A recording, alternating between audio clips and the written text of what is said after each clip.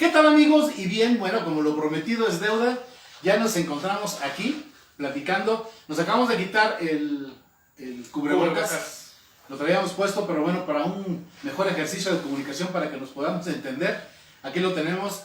Antes que iniciar con esta charla, no es una entrevista, es una charla con nuestro buen amigo José Luis Romo, puedo darle la bienvenida y saludarlo. ¿Cómo estamos? Pues muy bien, muchísimas gracias. Así, Guardando la sana distancia. Y pues un gusto, mi estimado Bruno, estar aquí contigo en esta charla. acabas de hacer un ejercicio que es bien importante, sobre todo ahorita como estamos con esta pandemia. A veces nos equivocamos, como yo ahorita, te iba a saludar aquí, en el puño, y tú hiciste lo contrario, Así con el es. antebrazo. Así es. ¿Cómo es esto? Algo que es muy importante pues es tratar de mantener pues algunas de las partes de las manos, por ejemplo, que regularmente nos tocamos los ojos, la cara, y eso pues genera una mayor probabilidad de contagio, y por eso los saludos, el estrechar la mano significa un riesgo, el tocar los puños significa un riesgo, no así, por ejemplo, con el codo, ¿no? Con el antebrazo. Sí. De esta manera, guardando la sana distancia, nos saludamos el día de hoy.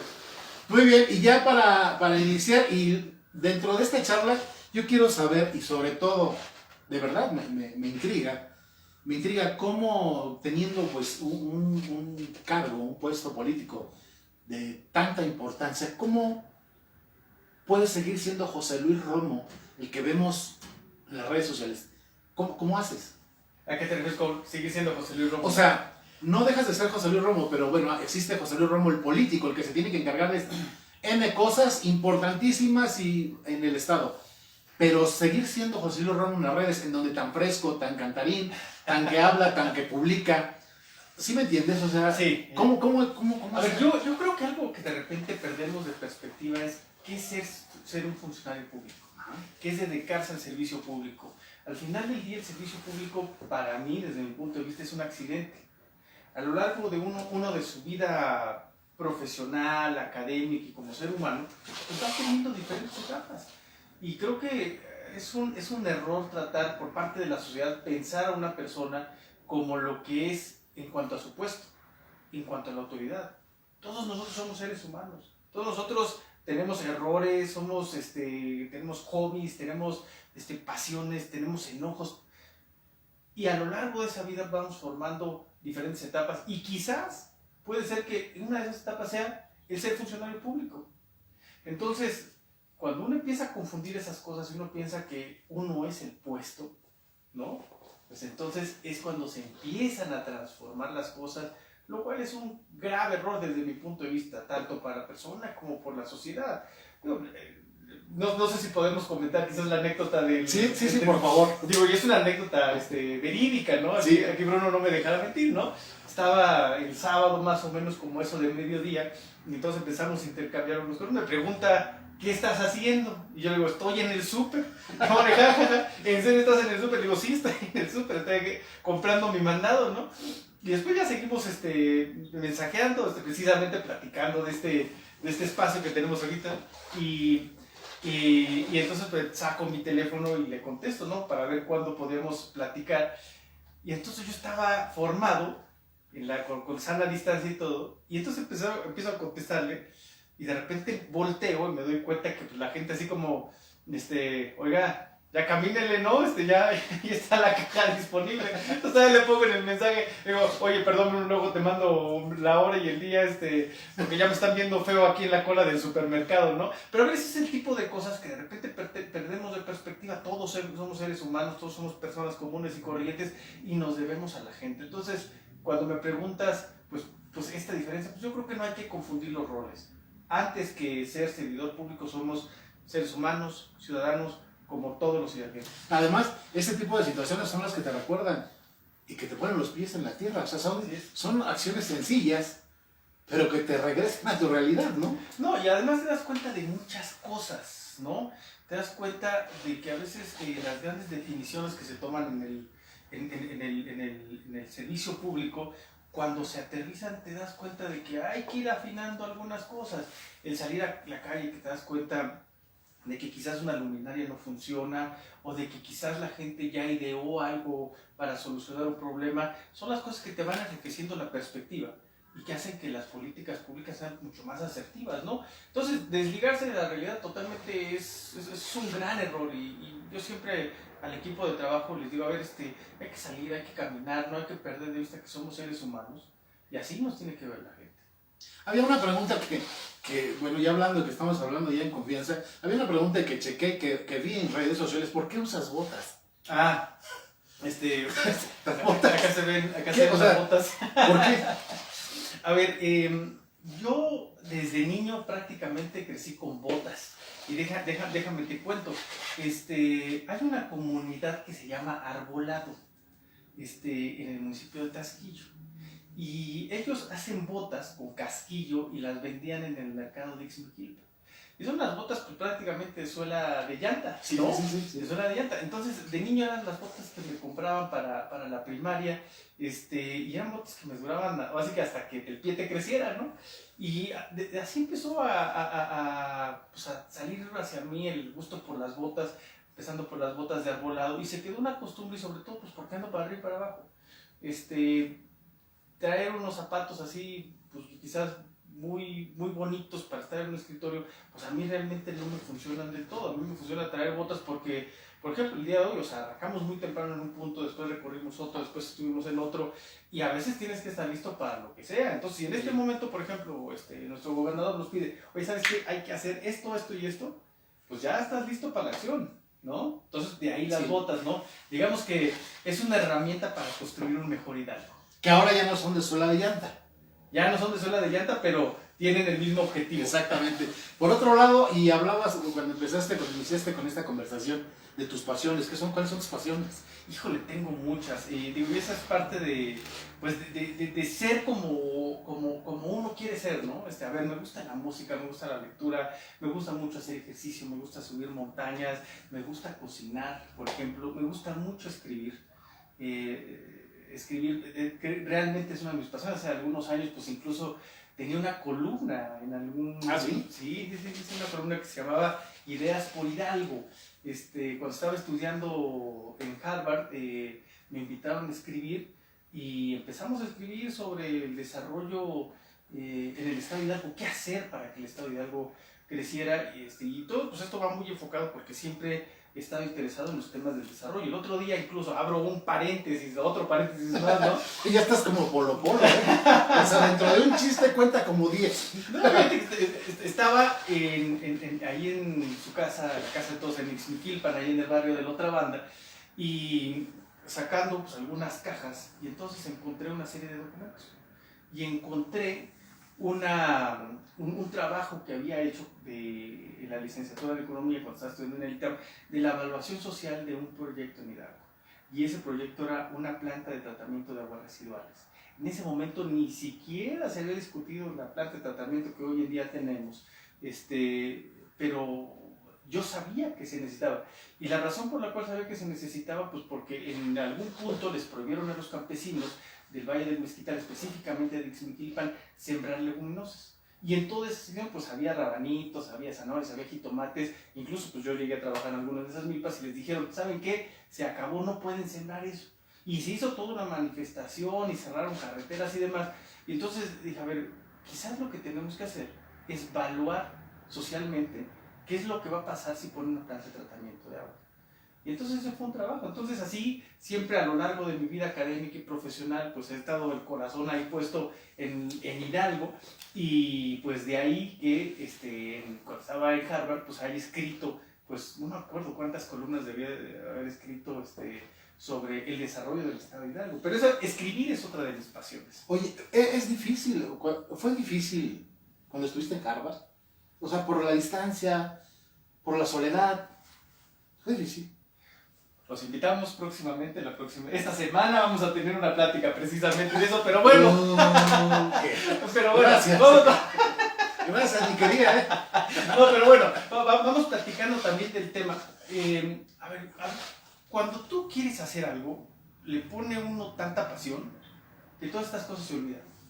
O sea, yo ahorita veo en retrospectiva muchas limitantes que tuve a lo largo pues de mi vida para llegar académicamente, pues ahora sí que a donde está el top, lo máximo de la vida académica a nivel mundial, que es Harvard, pero cuando ya estás tan metido en ese objetivo, pues hasta lo disfrutas. O sea, días que no duermes, momentos que no comes, el estrés de muchas situaciones alrededor, por ejemplo, el no tener el dinero suficiente, o incluso en algún momento, y abro un paréntesis, una confesión.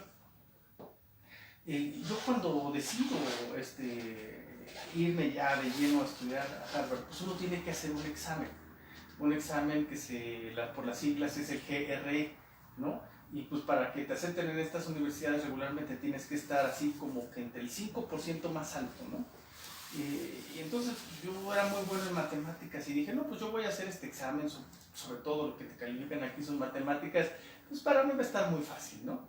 Entonces empiezo a hacer los ejercicios, una serie de ejercicios que era para media hora, y de repente me doy cuenta pues que no acabé en media hora, no acabé en una hora, acabé como 2 horas y con la mitad de los reactivos mal. Entonces dije, o sea, ¿qué es lo que está mal?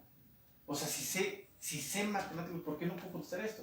Entonces me di cuenta que una de las grandes deficiencias que tenía era el inglés.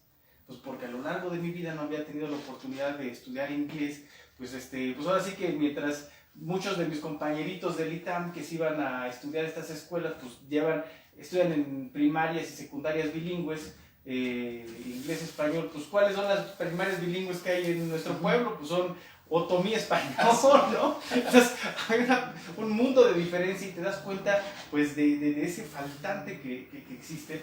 Entonces pues lo que tuve que hacer pues es aplicarme muchas horas de desvelo, tratar de entender y mejorar todos esos huecos. También por eso me fui primero a estudiar a Inglaterra, y ya que estaba listo pues ahora sí, pues hay que entrarle ya sin todo el estrés, sino con mucha cabeza fría, y pues así lograr esas metas, no estar en el 5% superior y que te acepten, ¿no? Pero ese es el tipo de obstáculos que uno se va enfrentando, y uno tiene que buscar cómo darle la vuelta, ¿no? Cómo salir adelante. Y al final de cuentas, cuando está el corazón de por medio y la pasión, siempre van a salir las cosas, ¿no? Y bueno, tú dices la pasión, el corazón y demás. ¿Te has enamorado, José Luis? De la vida. Porque de verdad, muchas seguidoras los preguntan, yo veo que te preguntan del amor, de la vida. ¿Te has enamorado? Sí, claro que sí. Yo creo que eso es algo natural en todos los seres humanos, el enamorarse en algún momento. Pero yo creo que más bien la pregunta va un poquito más de fondo, ¿no? Y pues para que se mantenga el suspenso en esta serie de episodios, siga sintonizándonos. Me hubieras avisado que... Siga sintonizándonos, la respuesta vendrá pronto, en la segunda temporada. Me hubieras avisado para no preguntar nada. Bueno, por otro lado, Hay segunda temporada, ¿eh? Hay segunda temporada. ¿Tocas algún instrumento musical? Sí, la guitarra. ¿No tienes guitarra ahorita aquí a la mano? No tengo guitarra, que digamos que estamos en un espacio laboral. Es que también es como una especie de terapia, tocar, ¿no? ¿No, sí, no te funciona? No, ¿cómo no? Sí, me gusta mucho tocar la guitarra. La verdad es que empecé a tocar la guitarra cuando estaba en la secundaria, en la rondalla, ahí en Ixmiquilpan. Y después pues, dejé un rato de tocarla, después volví a retomarla, y fue mi compañera mi guitarra cuando fui a estudiar a Inglaterra y después a Estados Unidos. Y la razón por la cual me la llevé a Inglaterra es porque dije, si en algún momento me va muy mal, por lo menos sé tocar la guitarra, y ahora sí en los camiones, a ver cómo la hacemos. Y por eso me llevé mi guitarra a Inglaterra. Digo, no, parece chiste, pero no es chiste, por eso me la llevé. ¿Tuviste un tiempo? O sea, fue... Hasta mariachi fui, imagínate. No me digas. Hasta ¿En qué tiempo fue esto de mariachi? Fui mariachi cuando estaba en Harvard. Llego un día y de repente me doy cuenta que hay un mariachi. Lo pueden buscar en internet, se los juro. Búsquenlo, Mariachi Veritas. Entonces es el mariachi de Harvard. Entonces yo llego y digo, no manches, ¿cómo es posible que existe un mariachi aquí en Harvard, no? Y entonces pues les mando un correo electrónico, me dicen, pues tenemos audiciones. Entonces voy a la audición, y de las cosas que jamás me hubiera imaginado en la vida, ¿no? Llego y veo puros extranjeros. Nada más había 2 mexicanos americanos, pero no había ningún mexicano. Y entonces pues me dicen, oye, ¿qué quieres hacer aquí en el mariachi? Le digo, no, pues yo quiero tocar la guitarra. Me dice, híjole, no, tenemos un montón de guitarras. ¿No cantas? Yo no, me canto en el baño. La verdad es que no como para el nivel para estar en el mariachi. Dice, no, pero ¿por qué no te animas a hacer una audición? Vente mañana, haces una audición de canto y vemos cómo jala, ¿no? Pues ya llego al día siguiente, estaban en uno de los salones, en los edificios ahí de la universidad, y de repente veo pues un alemán, un francés, gringos, no, ya los que tocaban el mariachi. Ah, ya del mariachi. O sea, eres un mariachi de todos los países menos mexicanos, ¿no? Ajá. Y entonces, yo creo que estarán de acuerdo que nunca uno ve un mariachi con partituras. Partituras, entonces el atril, la partitura, Red Sky, cielo rojo, ¿no? Entonces, entonces todos ahí con la partitura y el violín tocando con la partitura y la trompeta, y de repente un cuate agarra y dice, stop. Y dices, aquí está mal esto. Entonces saca una pluma y empieza a corregir la partitura. Ok, sigamos. Yo dije, en mi vida, ¿cuándo me han hecho en México una vez con partituras? Bueno, entonces hago la audición y me dicen, oye, pues no cantas tan mal. Mira, yo creo que si encontramos su tono y todo, entonces ya, éntale el mariachi. Entonces así formamos parte del mariachi de Harvard. ¿Y dónde tocaban? ¿Cuáles eran sus tocadas? Tocábamos pues a veces en la universidad, a veces cuando nos invitaban a algún otro lado, tocábamos por hobby.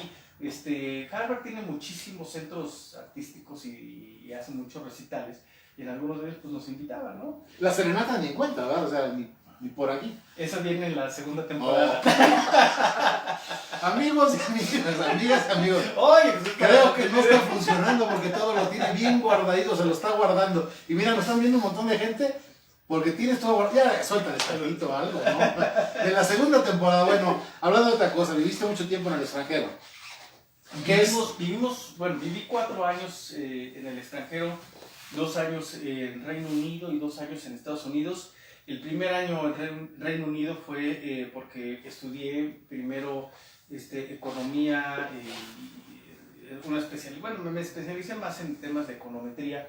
Pues es una técnica o es una disciplina que lo que busca es hacer análisis estadístico para prever escenarios y hacer análisis sobre todo. Y precisamente por haberme especializado en econometría, en el gobierno de Reino Unido estaban el entonces primer ministro Tony Blair, tenía toda una estrategia sobre cómo distribuir los recursos para la educación media superior. Entonces pues había un debate muy grande si le tenías que dar más dinero a las mismas escuelas de siempre o a las buenas escuelas, o darles a las que no les va tan bien.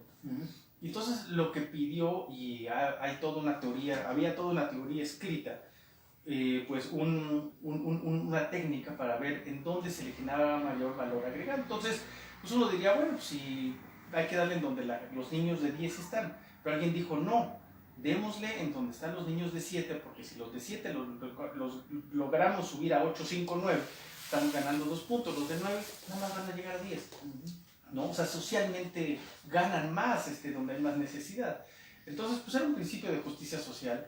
Y entonces, cuando hacen todo este desarrollo, pues contratan a una serie pues, de matemáticos para que hagan todo el modelo estadístico, y contratan a un cuate que tenía 2 doctorados a sus escasos 30 años, un doctorado en matemáticas y otro doctorado en economía. Y entonces se encarga de escribir todo el modelo matemático, pero como buen genio pues se pelea con la gente del gobierno, les dice, a mí no me apuren, yo cuando termine se los doy, y entonces empieza a hacer todo el desarrollo, se pelea, pues obviamente también una mente de esa capacidad, pues lo invitaron a trabajar al sector financiero en Londres, y pues el que ganaba, no sé, X número de libras, allá ganaba ese X número de libras por 10, ¿no? Pues porque son los mismos principios matemáticos y estadísticos. Entonces dejó botado el trabajo, contratan a un profesor mío que me estaba dando clases en ese entonces, se llama Mike Clements, que es uno de los profesores en econometría más reconocidos a nivel mundial. Entonces empieza a ver lo que había que hacer para terminar este trabajo y les dice, oigan, si contratan a la universidad les va a costar una fortuna. Yo les sugeriría, pues mejor ayuden a los estudiantes que se están graduando. Yo les recomiendo un par de estudiantes del doctorado, otro par de estudiantes de la maestría. Ustedes decidan, ¿no? Todos los que yo vaya a recomendar son técnicamente solventes y pues contrátenlos, ¿no? Y entonces, pues ya me llaman, hago un examen y empiezo a ver todo lo que había hecho este cuate, y realmente era un genio. O sea, te lo juro, hay veces cuando uno lee, por ejemplo, un libro de poesía, pues lo lees y dices, wow, qué bonito, ¿no? O una novela que te captura y dices, qué padre, ¿no? En este caso, yo cuando empiezo a ver todo el modelo matemático que había hecho, digo, este cuate realmente era un genio, qué manera de plantear el problema, hacer todo eso. Y les digo a la gente que era el equivalente a un viceministro de educación en el Reino Unido, les digo al viceministro, oye, mira, lo que hay que hacer es esto, esto y esto, hay que empezar a hacerte una programación, pero lo más importante no es la parte técnica. Lo más importante, con base en esto, es la parte política. Porque ¿cómo le vas a comunicar a la población inglesa de que no le vas a dar más recursos a las preparatorias que están en Cambridge, que están en Oxford, que son los que se ganan los premios Nobel, para darle más dinero a donde pues están la gente que tiene su carrera trunca, en donde nunca van a ir a una universidad? Entonces, va a ser un debate político-social muy fuerte. Entonces se me queda viendo el encargado y yo creo que por eso dijo, vente, quédate a trabajar. Y entonces sí me quedé trabajando un año más en Reino Unido, me dieron residencia inglesa y todo, y ya después de ahí hice todo el procedimiento para irme a estudiar a Estados Unidos. Me voy a Estados Unidos y allá paso 2 años en Harvard, y pues ya, así que el corazón llama, la vocación llama y regreso a México. Bien, empezando nuevamente y continuando con las pasiones, pero ya no sé ni qué te voy a preguntar porque todos dices que sigue en la segunda parte. Pero hablando de deporte, ¿qué deporte practicas? Me gusta mucho el atletismo, me gusta mucho la bicicleta, me gusta mucho hacer montañismo, me gustan mucho las actividades aeróbicas. ¿Para qué si soy muy malo? Pues para el fútbol, para el básquetbol, para el voleibol quizás no tanto. Pero el atletismo sí, por muchos años hice atletismo casi a nivel semiprofesional, en los diferentes selectivos que había, competencias nacionales y demás. Y te queda esa como costumbre. Y tengo muchos amigos corredores de esas épocas, y incluso pues, todos siempre como que te quedas con el corazoncito. Por ejemplo, el secretario Benítez, el secretario de salud, pues es un corredor, y en algún momento estábamos platicando precisamente en algún momento pues de esta pasión por correr, y los dos corrimos en casi los mismos circuitos preselectivos nacionales para preselectivos olímpicos y todo esto, y siempre te vas a identificar con un corredor, créeme, siempre. Sí, debe de ser. Sí, por alguna razón, los que son afines, se entiende, ¿no? Así es que te genera también un carácter, ¿sabes? Alguna vez alguien me decía que, y creo que bueno, mucha gente que hace ejercicio de alto rendimiento o extenuante coincide o coincidiría de que lo más importante es la preparación mental. A veces cuando uno está en una competencia y vas a salir, y de repente, ya a mí me pasó muchas veces, ¿no? 10,000 metros en pista, ¿no? Y entonces empiezas a escuchar los cuates y sabes que es el que tuvo el récord regional, o es el que trae el récord nacional, o es el que ya fue a correr a las Olimpiadas, y estás ahí calentando y empiezas a decir, no, ¿cuánto corriste tu último 10,000? No, pues yo lo corrí más o menos en 29, pero yo creo que lo podemos andar bajando ahorita pues unos 30 segundos, y dices, 29, no, yo a lo mejor traigo como 31, ¿no? Como 30, los 10 kilómetros, ¿no? Los 10,000 metros. Y entonces eso te da un pavor, pero cuando te empiezas a mentalizar y dices, a ver, ya estás aquí, ya. Ellos pueden decir que traen 29, pero tú, pues puedes llegar a eso o menos. Entonces te empiezas a forjar un carácter de, órale, pues hay que entrarle, no hay que tenerle miedo. Entonces estamos de acuerdo que en cualquier situación de la vida, la actitud define. Totalmente. Y mira, yo lo he comentado varias veces, y a veces lo digo con mis colaboradores y con chavos que se acercan, ¿no? Hace poco hubo un evento que se llamó el Parlamento Juvenil. Entonces me invitaron a dar una plática sobre políticas públicas. Y les dije, a ver, todos los pasos para hacer una política pública, y el diagnóstico, todo eso lo pueden encontrar en cualquier libro. Pueden encontrar cualquier tutorial en internet. Lo que no van a encontrar es la visión y el carácter. Y eso te cambia totalmente la perspectiva. ¿Por qué? Porque todos son herramientas. O sea, todo lo que tú aprendes en la escuela, en tu vida profesional, son herramientas. Pero si no sabes para qué las quieres, si no tienes claro a dónde quieres llegar, pues de nada te van a servir. Entonces, es igual que en una competencia, ¿no? Tú pudiste haber entrenado muchísimo, haber hecho repeticiones para los que corren los corredores, pues van a dar a qué me refiero, ¿no? Vas a hacer tus repeticiones de 20 miles y después tus escaleras, tu gimnasio y todo. Pero si tú no tienes claro, decir, a ver, mi visión no es esta competencia, ¿eh? Mi visión es quizás 3 o 4 competencias adelante. Y entonces eso te lleva a una estrategia. En dónde te desgastas, en dónde no te desgastas, en dónde empiezas a conocer a tu competidor más cercano, cómo sales en una competencia, sales de liebre, te guardas, truenas, corres en equipo. O sea, todo eso cambia cuando tienes claro hasta dónde quieres llegar, ¿no? Pero además se aplica, creo, desde mi punto de vista, humilde punto de vista, porque yo a veces comparto igual alguna idea sobre lo que estamos viviendo, enfocado a mí como en primera persona, porque así lo vivo. Se aplica la actitud para lo que estamos viviendo, para la gente, y sobre todo para la gente que está en sus casas, sus casas, que de alguna manera está desesperada, está deprimida. Se aplica este fundamento de que la actitud Así es. hace un cambio totalmente. Así es. Y déjame ponerlo como un ejemplo para los jóvenes, ¿no? Y creo que esto es muy importante que lo tengamos muy claro en los ambientes familiares.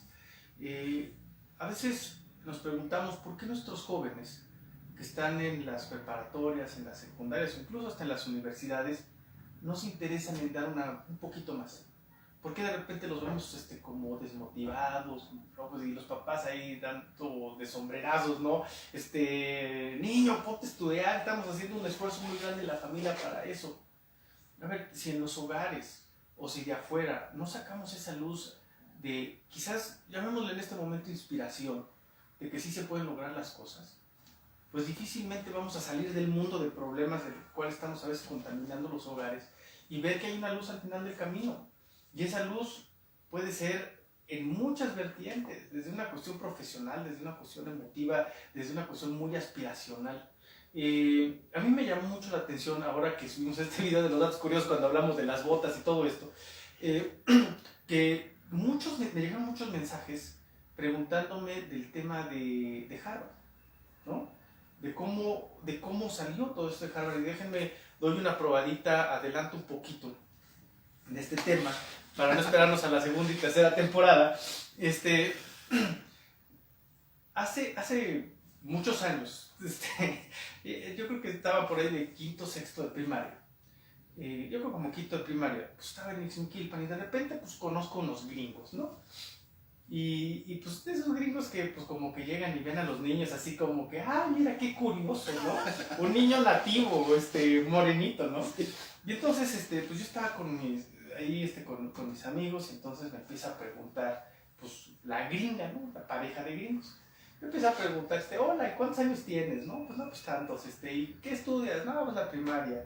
¿Y qué te gusta? Siempre me ha gustado la historia y las matemáticas, ¿no? No, pues me gusta la historia, así que entonces me empieza a preguntar cosas de matemáticas, ¿no? Y pues de pura cabeza se las respondo y me empieza a preguntar cosas de historia y un montón de información. Y la gringa se quedó así como sorprendida, ¿no? Pues para muchos gringos, pues decir, pues mexicanos, pues no te imaginas que pues, tienen conocimiento de las cosas, ¿no? O sea, se oye quizás mal, pero así es la realidad, ¿no? Como que a veces te miran para abajo. Uh-huh. Entonces se quedó tan sorprendida que le dice a su esposo, le dice, oye, mira qué niño tan inteligente, ¿no? Entonces le dice, ve, qué inteligente. Qué curiosito, ¿no? Qué inteligente. Y entonces me dice la señora, sigue así de estudioso, porque si sigues así, un día te vas a ir a Harvard.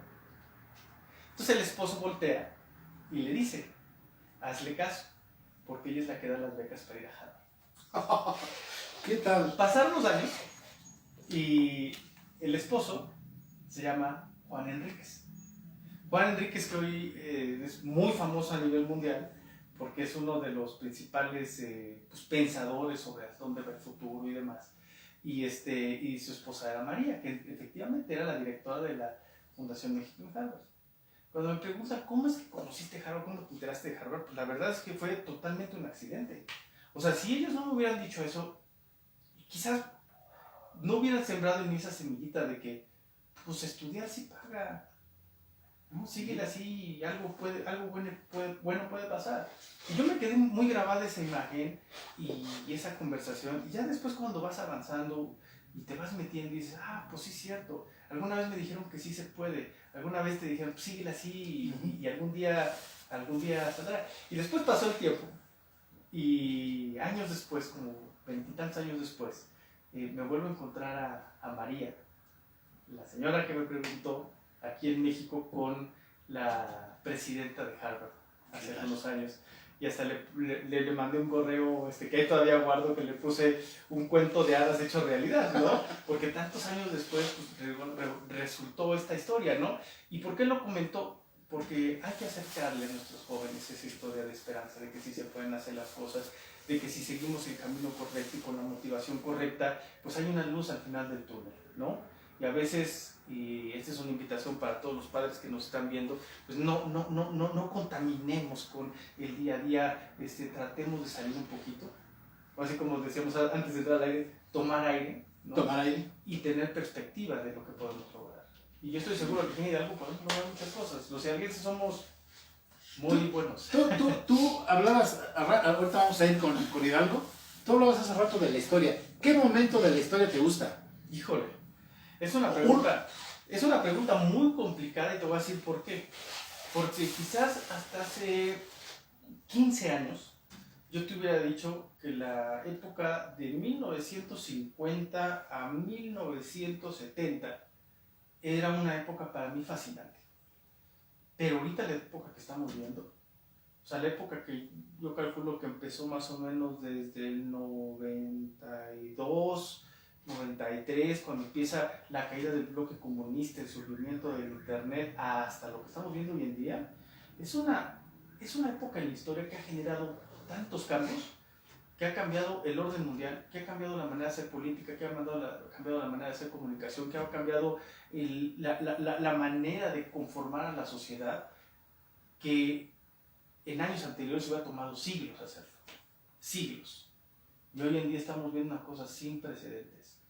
Hoy que vemos cosas sin precedentes, y bueno, entrando, que seguramente el público me va a decir, ¿cómo desaprovechaste el tiempo que estuviste con José Luis Romo Cruz, secretario de la política? Bueno, para preguntarle si crees en que existe vida fuera de este planeta. Es una cuestión de probabilidades. Repito, a mí me gusta mucho la estadística, ¿no? Y yo siempre incluso le digo a mi equipo de trabajo, aquí no es blanco y negro, todo es una cuestión de probabilidades, es una cuestión de escenarios. Y cuando uno lo empieza a ver así, todo el escenario cambia totalmente, ¿no? Y dentro de este escenario de probabilidades, pues no importa que sea una probabilidad del 0.000001, si está esa probabilidad, pues es un escenario posible. Probable. Muy bien, y ya entrando en materia del estado de Hidalgo, se están haciendo las cosas bien, aunque la gente no lo entienda. ¿Es así? ¿A qué te refieres aunque la gente no lo entienda? Que están enojados, que están recriminando, que denostan, que se enojan, y claro, somos gente, nosotros también, o sea, no porque tengan un puesto en el gobierno, pues no sufren. Eso es lo que a veces como que no entienden. Pero se están haciendo las cosas debidas, ¿no? Mira, yo te voy a ser muy franco y también transmitirte parte del sentimiento del señor gobernador. Incluso nosotros estamos así, ¿no? Con ese mismo sentimiento. Y te voy a decir por qué. Porque si estamos viendo que podemos hacer las cosas y que podemos hacer más, nos entra la desesperación de querer hacer más y más rápido, ¿no? Yo creo que ese sentimiento de la población es muy legítimo. Y yo te lo voy a decir, no como funcionario, yo te lo voy a decir como hidalguense. Y muchas veces me han escuchado en medios de comunicación la tirria que le tengo a Querétaro. Y la tirria que le tengo a Guanajuato, y la tirria que tengo a León. Y es una tirria que dices, ¿cómo es posible? ¿Por qué? Porque yo estudié en Querétaro. Y conocí cómo era Querétaro antes de que fuera su boom. Y dije, ¿cómo es posible de que ellos sí crecieron más rápido? de que Querétaro ahorita es como, ay, todo el mundo se quiere vivir a Querétaro, todo el mundo quiere estudiar a Querétaro, todo el mundo se quiere vivir a León, todo el mundo quiere hacer, aquí está toda madre. A ver, no señores, aquí en Hidalgo también lo podemos hacer, y esa es la visión del gobernador. Simplemente vean cómo estamos transformando, se está transformando, y esa es la visión de nuestro gobernador, rápidamente el estado de Hidalgo. O sea, quizás había cosas que hasta hace 4 años jamás nos lo hubiéramos imaginado, y son cosas que hemos logrado así de manera muy puntual, ¿no? Y voy a empezar por una que yo no sé qué tanto ha permeado. El otro día estaba precisamente con los chavos ahí en este Parlamento Juvenil y les decía, a ver, si yo les pregunto cuál es el estado líder en materia aeronáutica, ¿cuál es? Entonces, no, pues que Querétaro. Oh, ¿no? ¿Cuál es el estado líder en el sector automotriz? No, pues que Guanajuato. No, pues que el Estado de México, ¿no? Digo, a ver, ¿cuál es el estado líder en manufactura de vehículos eléctricos? Público, ¿no? O sea, patinaron, o sea, no sabían. Entonces cuando les digo, a ver señores, nosotros nos comprometimos a que Hidalgo iba a ser el primer lugar en América Latina, no en México, en América Latina, en ensamblar vehículos eléctricos. Y no uno, una familia. Y no vehículos carritos de golf, ¿eh? No, vehículos bien, o sea, ves un Tesla y ves uno de estos coches que vienen, ya adelanté un poquito, y de esa calidad, ¿eh? Y de esa calidad. Cuando lo pusimos sobre el papel en 2017 y dijimos, Hidalgo tiene de sus sectores estratégicos vehículos eléctricos. ¿Por qué? Porque hacia allá va la movilidad del futuro. ¿Para qué queremos seguir haciendo cosas que era la economía del siglo XIX y XX? No, señores, a ver, los chavos que están ahorita en las universidades pues, quieren trabajar en los sectores que son de su generación, ¿no? Entonces pusimos ese sector estratégico. Mucha gente dijo, esas historias ya las escuchamos, sí, siempre sí, momentos, ajá, sí, ajá. Y hoy en día están ensamblando una familia de 5 vehículos eléctricos en Hidalgo y ya se están vendiendo, son los Jack. Y lo mismo cuando dijimos energías renovables, ya están los parques fotovoltaicos. Y lo mismo dijimos cuando íbamos a entrar a la agroindustria, y ahí está el Grupo Modelo, ¿no? Y lo mismo en los sectores que se han definido, y van a decir, bueno, pero es que esa es la parte económica, ya estás hablando nada más como secretario de Desarrollo Económico. A ver, ese es el motor de muchas cosas. El desarrollo económico. No podemos hablar de desarrollo, por ejemplo, social, si no hay empleo. A ver, a mí de repente, y hasta me da risa y me burlo porque la gente dice, es que no hay que darle a la gente, sino hay que enseñarla a pescar, ¿no? Y les digo, pues sí, cabrón, pero a ver, ¿y quién va a ser el estanque? ¿No? ¿Quién va a ser el hoyo? ¿Quién le va a poner el agua para tener los peces? ¿No? Pues sí, ajá, te enseñan a pescar, ¿y en dónde vas a ir a pescar? ¿No? Entonces, el estanque y los peces, eso se llama actividad económica. Si la gente no le pone las oportunidades, pues ¿de qué te sirve tener universidades? Nos va a pasar lo mismo que fue el modelo de desarrollo que tuvo Hidalgo por muchos años, ¿no? Que el gobernador Fallado lo entendió de otra manera. A ver, si preparamos gente, ¿para qué la preparamos? ¿Para que se vaya a trabajar a Querétaro? ¿Para que se vaya a trabajar a Guanajuato? No, pues queremos que se quede aquí, queremos que genere riqueza y por eso tenemos que ver la ecuación de manera diferente. Y por eso se empezó a generar todo este esquema para que nuestros jóvenes que están estudiando puedan tener esas oportunidades, puedan generar actividad económica, puedan generar una derrama y esa derrama llegue a los 84 municipios. ¿Cuál debiera ser el ideal? No tan solo en Hidalgo, sino a nivel nacional, en cuanto al combate a la pobreza. Y así es súper claro. El día que digamos, no requerimos una Secretaría de Desarrollo Social, ese día significa que hemos hecho la tarea bien. Porque todos los mexicanos, todos los hidalguenses, tienen la misma oportunidad de salir adelante. Hacia ahí es donde tenemos que avanzar. Es decir, tener una visión diferente es lo que está abriendo o lo que está cambiando el panorama en el estado de Hidalgo y se podría hacer incluso a nivel mundial, ¿no? Claro, y a ver, hemos sido un ejemplo de eso y a veces de repente se nos olvida ahorita la situación que estamos viviendo. Pues quizás, pues no hace que nos tire como gallina a trapazos, ¿no? Que dices, ay, no sabes ni por dónde caen las cosas, ¿no? Pero recordemos que hasta antes de la pandemia, en este gobierno del licenciado Omar Fayad, a ver, las inversiones estaban creciendo cerca del 300% al año. Pues por eso se empieza a ver todo este desarrollo, por eso empezamos a generar una visión diferente en Hidalgo. Y sí se pueden hacer las cosas, de repente uno dice, ay, es que nada más en China, nada más en Alemania.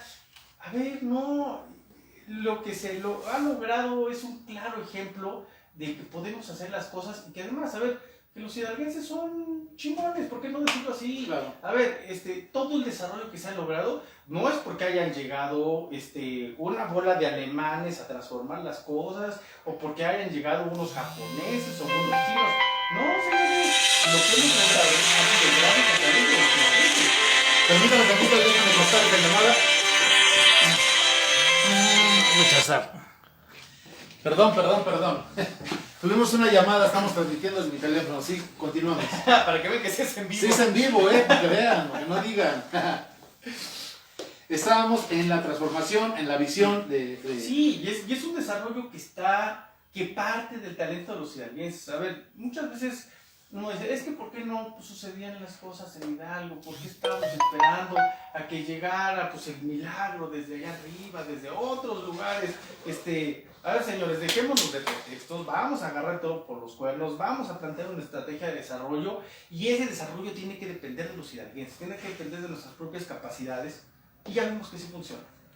Está funcionando. Está funcionando. Pero la pregunta era ese sentimiento de, pues falta. A ver, sí, claro, falta y falta mucho. En 4 años, por ejemplo, pues, se ha hecho mucho más de lo que se había hecho en otras administraciones. Hemos avanzado muy rápido. Eso ha impactado en indicadores de pobreza, en indicadores de educación, en indicadores de salud. Pero sí falta bastante. ¿Qué es lo que tenemos que hacer? Y siempre hago el símil con la carretera. A ver, si tú estás en la carretera y dices, a ver, yo voy a ir a Toluca, ¿no? Voy a ir a Acapulco. Pues, ¿cómo sabes que vas por buen camino? ¿No? Pues empiezas a ver las señales y los letreros, dice Acapulco 300 kilómetros, Acapulco 100 kilómetros.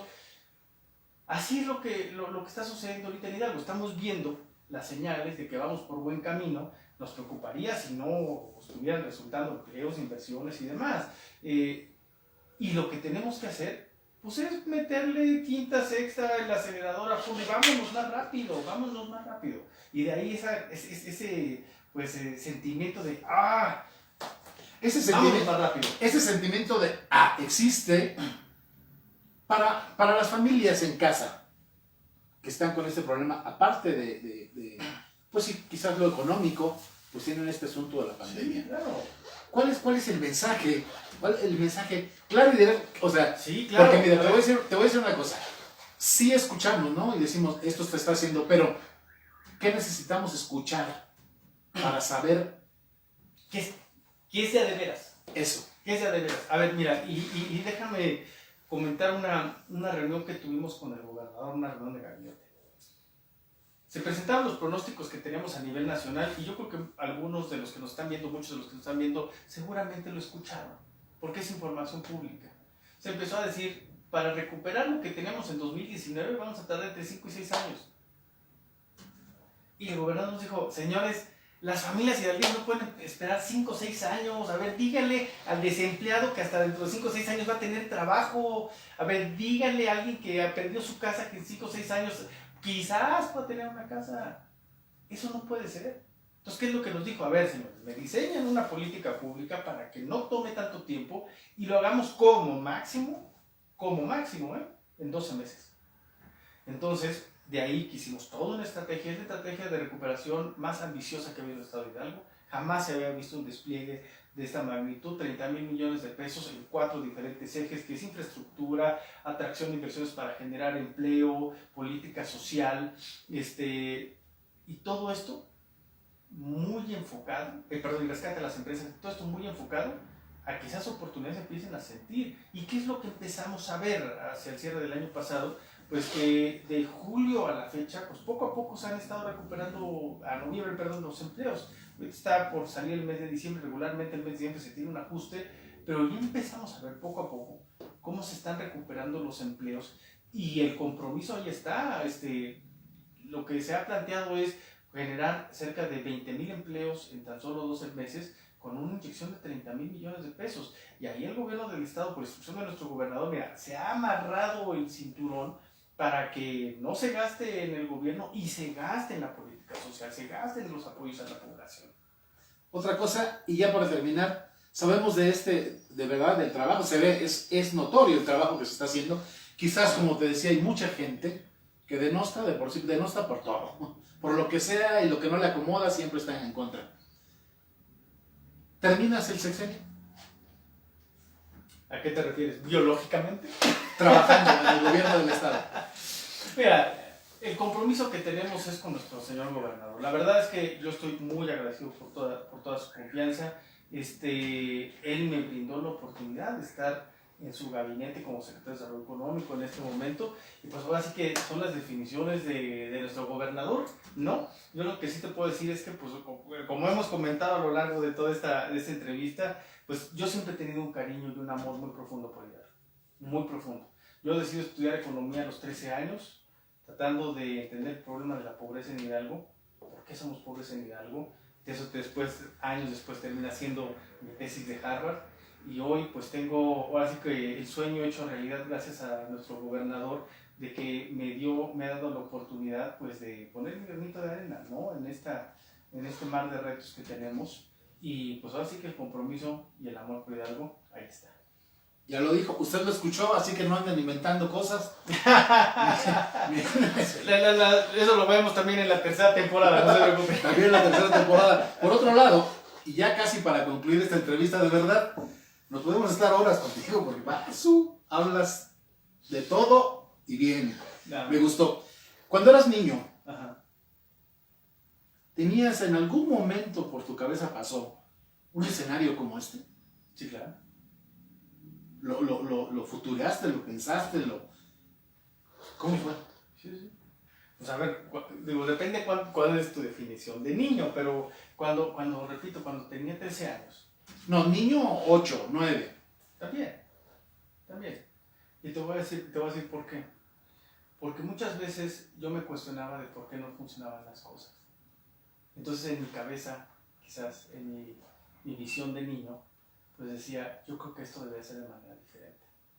Y eso te lleva a pensar, ¿quién es el responsable de hacer las cosas diferentes? O sea, no es una fijación de estar en uno, sino una responsabilidad de cómo cambiar las cosas. Digo, quizás es motivo también de la segunda o tercera temporada. Mira cómo me emociona. Mira. Pero me subes al cielo y me bajas al infierno. Pero, a ver, yo no vengo de una familia de 0, yo vengo de una familia de -1. Hay mucha gente que conoce a mi familia, pues lo sabe, y eso te lleva a vivir muchas experiencias de vida, ¿no? Desde el trabajar como migrante para pagarte la escuela, el trabajar en el campo, el ser el mandadero de todos los vecinos ahí en la cuadra, donde la segunda edad, todavía ahí en la otra banda, y que muchos vecinos todavía se acuerdan, pues te cae en esa reflexión. O sea, yo recuerdo mucho, por ejemplo, cuando mis amiguitos del barrio, pues, repito, ahí en la otra banda, pues que eran hijos de mecánicos, de obreros de la Ciudad de México, incluso uno de mis mejores amigos que yo quería mucho, pues fue un niño que recogieron de la calle. Te empiezas a dar cuenta de esas cosas y de lo que platican y de lo que vivían en sus casas, y entonces dices, híjole, y si como niño te cae el 20, imagínate como adulto. Imagínate cuando ya ahora veo esas reflexiones y dices, todo lo que se tiene que hacer. Esas situaciones son las que no nos deben de pasar como mexicanos, ¿no? Como hidalguenses, como mexicanos, ni como personas.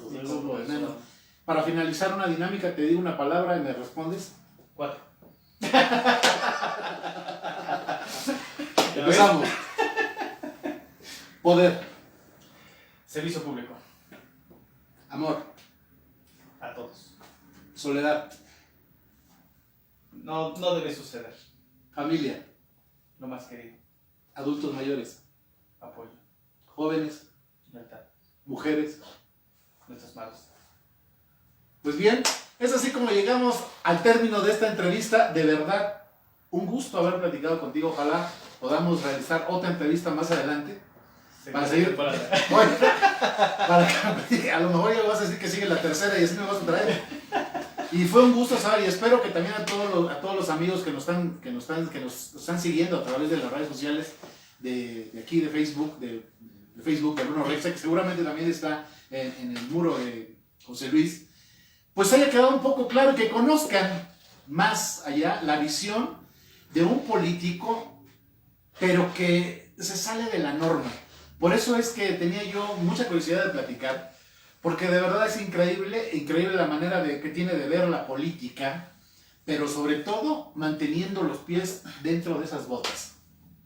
Por eso tienen que ser muy pesadas para que siempre estén a ras de tierra. Muchas gracias, José Luis. El último mensaje para todas tus fans y todos tus fans. No, hombre, muy buenas noches tengan todos ustedes. La verdad, un gusto platicar con ustedes. Bruno, muchísimas gracias por la entrevista y estamos a sus órdenes, con mucho cariño. Nos vemos y ya ahorita, ya pasó, es a las 8:15 está el estreno del resumen semanal que va a pasar por YouTube, resumen semanal de Reporte Hidalgo, es un nuevo ejercicio de comunicación en video. Y también recuerden que próximo les vamos a compartir el sitio de Google, en donde también viene una página de información de Reporte Hidalgo 2021, para que, bueno, pues usted lo cheque, se entere de la información y que nos haga el favor de seguir como lo ha hecho hasta ahora a través de nuestras redes sociales. ¿Tus redes sociales para que te sigan? Nos encuentran en Facebook como José Luis Romo Cruz, en Instagram como jl.romo, Twitter también José Luis Romo, y nos pueden encontrar. Síganos, siempre va a haber cosas, espero yo, interesantes. Ya me dirás, Bruno, si no. Muy bien, nosotros nos vemos. Recuerde, el estreno ya fue, son las 7:30 o son las 8:30 ya.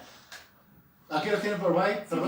7:30. Entonces, a las 8:15 está el estreno del resumen semanal de noticias. Chéquenlo si tienen tiempo, si no, pues no lo vean. No sé, para el caso, ustedes háganlo.